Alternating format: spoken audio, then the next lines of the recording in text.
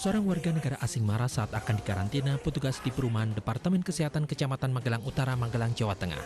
Warga negara asing asal Kanada terlibat adu mulut dengan Kapolres Magelang Kota, Wakil Wali Kota Magelang, dan petugas imigrasi.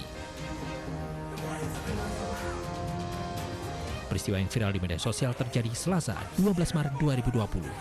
Warga negara asing asal Kanada yang bernama Craig diketahui baru saja datang dari luar kota untuk bertemu anak kandungnya di rumah mantan mertuanya.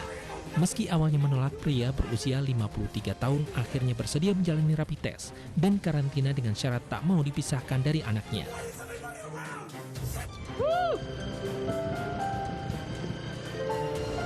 Kami warga Di Gunung Kidul, Yogyakarta, seorang pasien yang baru sembuh dari corona disambut antusias warga. Video yang viral di media sosial terjadi pada Selasa 12 Mei 2020. Warga yang berprofesi sebagai buruh bangunan ini baru sembuh dari corona usai dirawat di Rumah Sakit Umum Daerah Wonosari. Sesuai protokol pengendalian dan percepatan penanganan COVID-19, pasien yang baru sembuh dari corona harus mengisolasi diri selama 14 hari. ini kesalahannya nggak pakai helm, dua-duanya nggak pakai helm. Mereka mau dadam. Di Lumajang, Jawa Timur, seorang pengendara motor yang berboncengan dengan keluarganya marah saat ditilang polisi karena tidak mengenakan helm.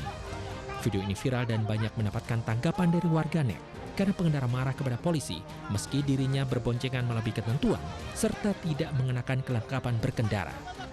Meski sempat menolak, polisi tetap memberikan sanksi tilang kepada pelanggar lalu lintas.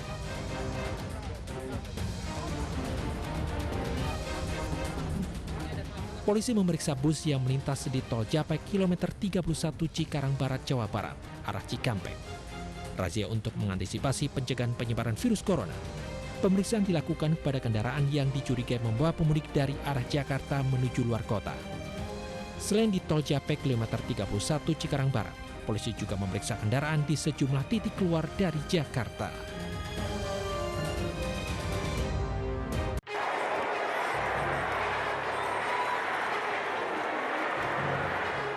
Ribuan buruh dari 2 pabrik di Kabupaten Sukabumi, Jawa Barat kemarin berunjuk rasa menolak kebijakan tunjangan hari raya di masa pandemi corona. Ribuan buruh pabrik menolak kebijakan THR tahun 2020 yang dibayarkan selama beberapa bulan, padahal THR seharusnya dibayarkan hari ini.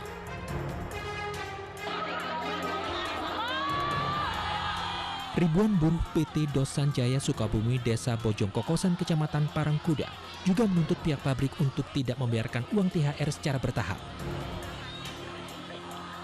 Buruh meminta pembayaran upah segera diberikan karena Hari Raya Idul Fitri semakin dekat. Kayak gini kan, sekarang kita kerja cuma THR nggak ada kabar sama sekali. Biasanya seminggu sesudah puasa itu udah ada kabar. Sekarang seminggu sebelum mau Lebaran juga belum ada kabar. Ini belum ada kejelasannya. Iya, belum ada kejelasannya. Kapolsek Parungkuda menyatakan permasalahan THR terjadi karena kurangnya komunikasi antara buruh dan pihak pabrik. Kalau saya pahami untuk kesimpulan meeting bersama itu miskomunikasi yang seharusnya sudah tersampaikan ternyata belum tersampaikan. Untuk THR itu pembayarannya dibagi 3 kali. Yang pertama tanggal 18 Mei dan tanggal 30 Juni, tanggal 30 Juli. Dan yang lain-lain itu karyawan sudah mendengarkan, tetapi belum penyampaian secara resmi, itu saja kendalanya. Selain kurangnya komunikasi, manajemen pabrik juga dinilai terlambat mengumumkan masa pembayaran THR kepada buruh. Dari Sukabumi, Jawa Barat, Wilda Topan, iNews melaporkan.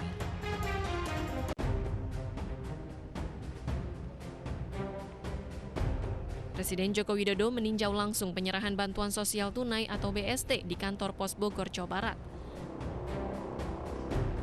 Bantuan sosial tunai ini disalurkan melalui Kementerian Sosial untuk keluarga penerima manfaat yang terdampak pandemi COVID-19. Bantuan senilai Rp600.000 per bulan akan disalurkan hingga 3 bulan ke depan. Presiden berharap berbagai bantuan dari pemerintah dapat menjangkau seluruh lapisan masyarakat yang membutuhkan. Dan kita harapkan dengan adanya bantuan sosial ini, kita bisa menguatkan,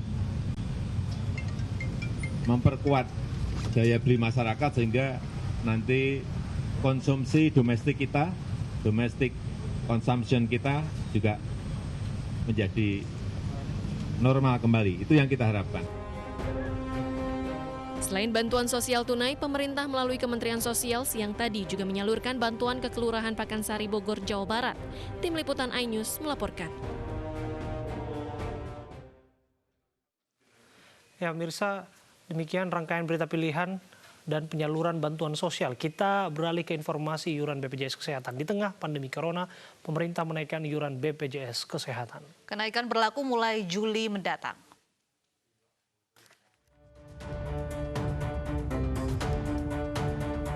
Setelah sempat menaikkan iuran BPJS Kesehatan dan dibatalkan Mahkamah Konstitusi, kini pemerintah kembali menaikkan iuran BPJS Kesehatan. Kenaikan tertuang dalam Perpres nomor 64 tahun 2020 tentang perubahan kedua atas Perpres nomor 82 tentang jaminan kesehatan. Kenaikan upah akan berlaku bagi peserta mandiri segmen pekerja bukan penerima upah dan bukan pekerja. Iuran peserta mandiri kelas 1 naik menjadi Rp150.000 dari saat ini Rp80.000 dan kelas 2 naik menjadi Rp100.000 dari saat ini Rp51.000. Nah, tentunya ini adalah untuk menjaga keberlanjutan dari BPJS Kesehatan untuk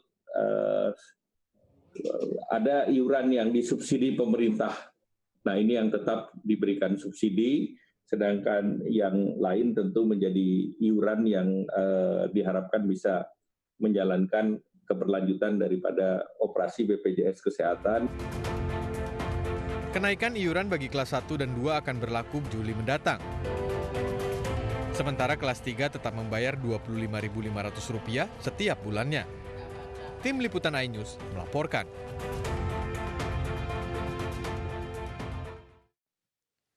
Pemirsa, kita beralih ke informasi jumlah pasien positif corona di Indonesia yang mencapai total 15.438 orang. 3.287 diantaranya sembuh, sementara 1.028 orang meninggal dunia. Ini spesimen yang bisa kita periksa adalah sebanyak 169.195 spesimen.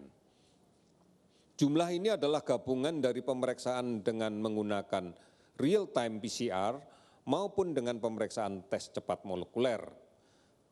Ini kita ambil dari jumlah kasus sebanyak 123.572 orang. Saudara-saudara, dari kondisi ini kita mendapatkan kasus positif totalnya hari ini adalah 15.438, kemudian jumlah negatifnya adalah 108.134. Rinciannya adalah sebagai berikut. Terkait dengan konfirmasi positif yang kita dapatkan hari ini bertambah 689 orang, sehingga totalnya menjadi 15.438 orang. Kasus sembuh meningkat dengan 224 orang, sehingga totalnya menjadi 3.287 orang. Kasus meninggal meningkat 21 orang, sehingga totalnya menjadi 1.028 orang. Sudah 379 kabupaten kota di 34 provinsi yang terdampak. Kasus akumulasi kasus ODP yang kita catat dari awal sebanyak 256.299 orang, dan ini sebenarnya akumulasi total yang sebagian besar sudah selesai dilakukan pemantauan. Kemudian pasien PDP akumulatif yang sekarang ini adalah 33.043 orang. Oleh karena itu saudara-saudara kalian, inilah data-data yang kita dapatkan, yang masih kita yakini bahwa kasus penularan di masyarakat masih terus terjadi. Oleh karena itu tidak henti-hentinya kita akan melakukan upaya untuk mencegah ini bersama-sama, tentunya dengan melakukan edukasi. Kami berharap bahwa keluarga adalah basis dari pembelajaran ini kepada seluruh anggota keluarganya. Mari kita biasakan pola hidup baru kita, mencuci tangan pakai sabun dan air yang mengalir. Setidaknya 20 detik. Kemudian biasakan untuk tidak mudah menyentuh wajah, baik mulut, hidung, mata, dan sebagainya, terutama kalau tangan kita belum kita cuci. Kemudian kita harus menyadari betul bahwa menggunakan masker itu adalah cara yang terbaik.